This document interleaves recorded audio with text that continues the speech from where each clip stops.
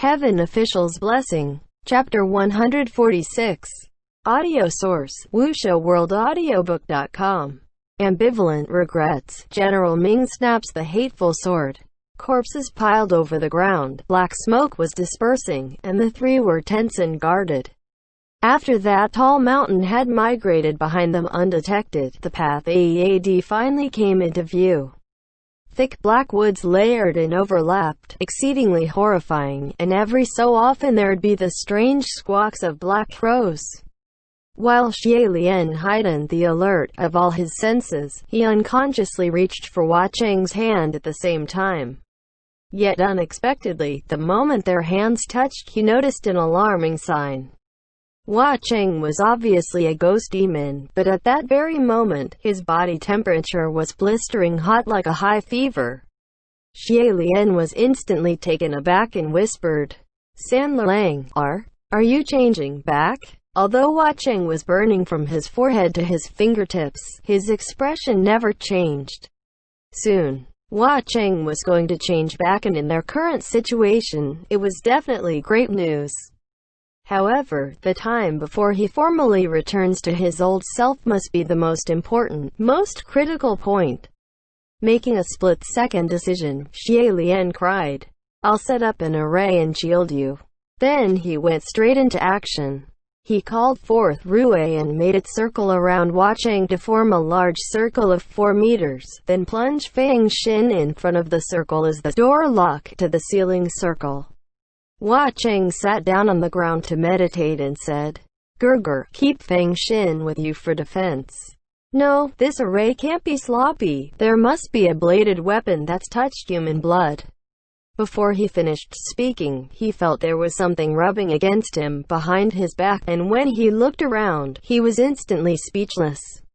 There was a tiny little silver scimitar standing upright behind him, blinking its big silver eye and rubbing against him with its hilt, like it was nominating itself for the task. Xie Lian crouched down. "Yiming, how come you're like this too?" The infamous scimitar Yiming, its blade long and slender, wickedly seductive and wild, had now shrunk at least half in size. That silver eye used to be long and narrow, but now it looked like it also transformed to an eye of a child, big and round, bright and shining. However, hearing Xie Lian, it seemed to feel aggrieved, and continued to try and push its hilt into Xie Lian's hand. Pei Ming also crouched down. "So this is the infamous scimitar Yiming." He looked like he was about to reach out and touch it, but Yiming changed face instantly, pointing its blade threateningly towards him. Fortunately, Pei Ming pulled away just in time, otherwise blood would have certainly spilt. Xie Lian stroked Yiming. "Feng Xin is still better suited." Feng Xin didn't move. Yiming, who tried so enthusiastically to offer up itself but ended up so blatantly rejected, weepingly hopped back to Hua Cheng's side. Hua Cheng didn't even spare it a look before he smacked it with a backhand slap. "What are you crying about? Isn't it all because you're useless? Trash." Yiming fell flat on the ground like a piece of unwanted scrap metal, like it dropped dead from that strike. Xie Lian didn't know whether to laugh or cry and immediately picked Yiming up and stroked it a couple times in his arms.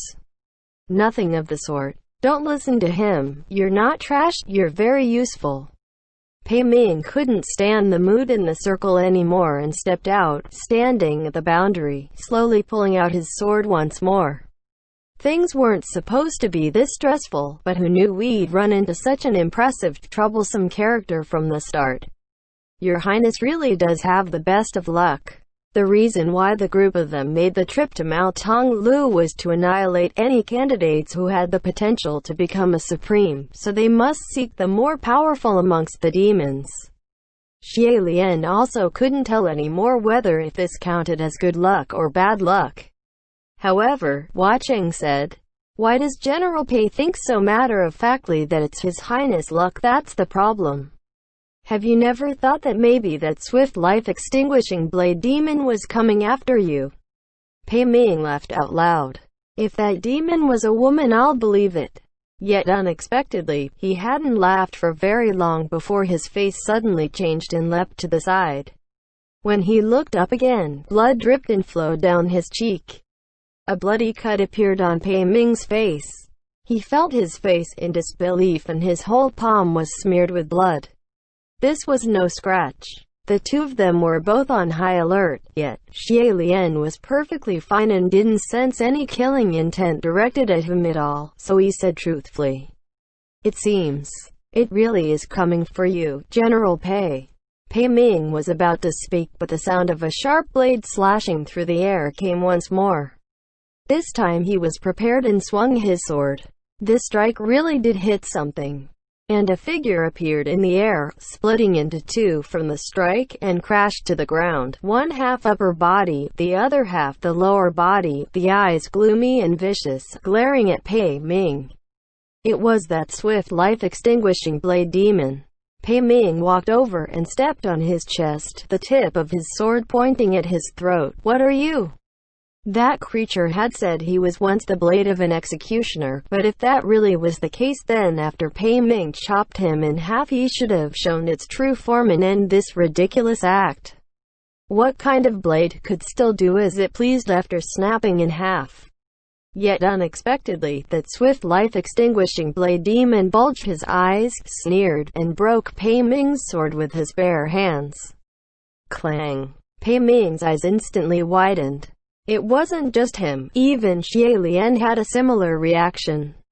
At the very least, Pei Ming was a formally ascended martial god, and even if he was situated in Mount Tonglu and his spiritual powers were suppressed to the bare minimum, his spiritual device still shouldn't have been so easily broken.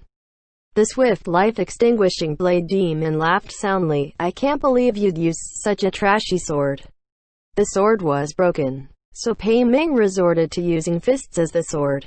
But that swift, life-extinguishing blade demon slapped his left hand on the ground and pushed himself into the air, pressing the fingers of his right hand together, and shot out a blast.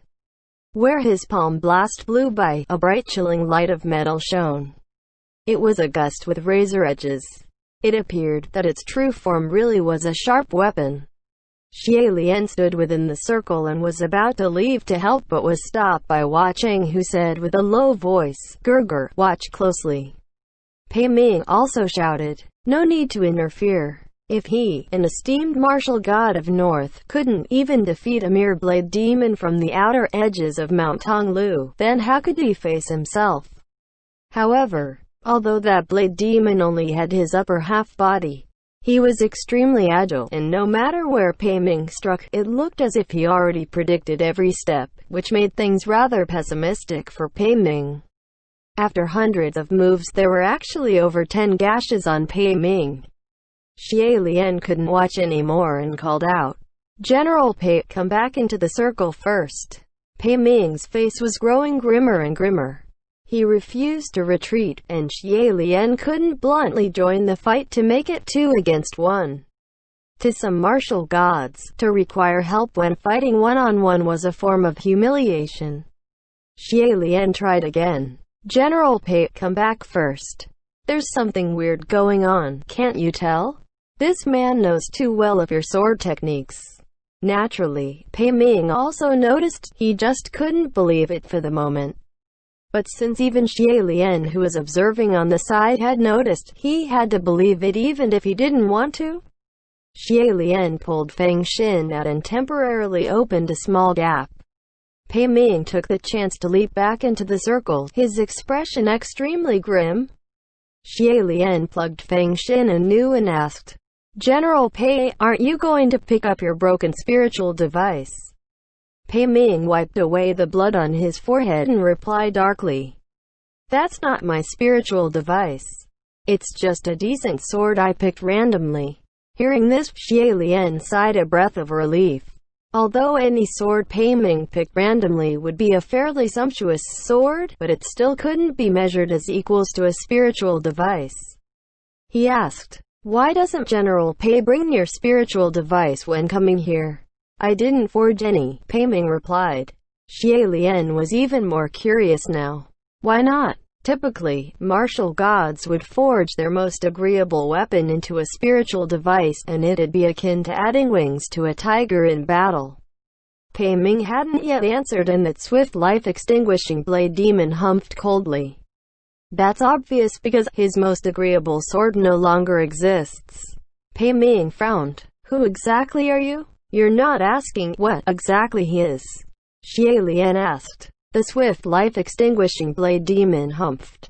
Who am I? Ha! Pei Ming, back then you snapped me with a palm blast. Did you ever expect for today to happen? Xie Lian's eyes widened. General Pei, do you know him? Pei Ming pondered for a long while, and his expression grew more and more solemn. He tried. You're Ming Guang. Hearing that name, the swift life-extinguishing blade demon's smile faded. The him now no longer looked like that common, puny little ghost from earlier. Xie Lian questioned. He's called Ming Guang. General Pei, aren't you supposed to be General Ming Guang? In an instant, countless possible stories like fraudulent substitution flashed through his mind, but because there were precedents in the heavens, they weren't outlandish assumptions.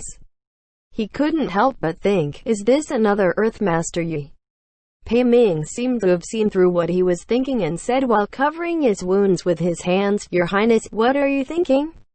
I already told you I'm the genuine, authentic General Pei. I'm the real thing. Then why did you call him Ming Guang? Xie Lian demanded. Because his name is Ming Guang. It's the name I came up with. He's my sword. Xie Lian, Eden said. Could it be the sword-snapping general? Single quote, quote dot. That's right, Pei Ming replied. Ming Guang was my personal sword when I was immortal, and was personally snapped by yours truly hundreds of years ago. No wonder this swift life-extinguishing blade demon knew Pei Ming's sword techniques so well, like he could predict his every move. No wonder even when it's been slashed into two, it could still move so willfully, like that abdominal injury had no effect on him whatsoever. Because this sword had followed Pei Ming and won countless victories from north to south, so naturally it knew Pei Ming's art from inside out. Because he was already snapped into two. So, that gash from before was him stabbing himself? Xie Lian said. Then the spiritual light on his wound was mine, Pei Ming said. Back then, I ascended as soon as I snapped him in half. I suppose that must be when the light stained him. That won't clean away the swift life-extinguishing blade demon. No, Ming Guang started using his hand as a sword, slashing towards Feng Xin with every move. His expression was gloomy and sharp, like he was attacking Pei Ming's person.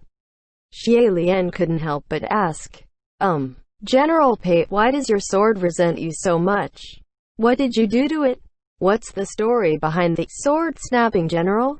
Single quote, quote dot. Pei Ming was feeling for his pill bottle and replied, some raggedy story from hundreds of years ago. What's the point of talking of it now? Let's find a way to beat him first. Although there was Rui forming the circle, but if Feng Xin should cut down, then half the array would fall, just like how after breaking the lock, there was only a door left. Xie Lian glanced behind him. Hua Cheng had entered his meditation, his eyes closed shut, seeming to sense no movement of the outside world, and Xie Lian was slightly reassured.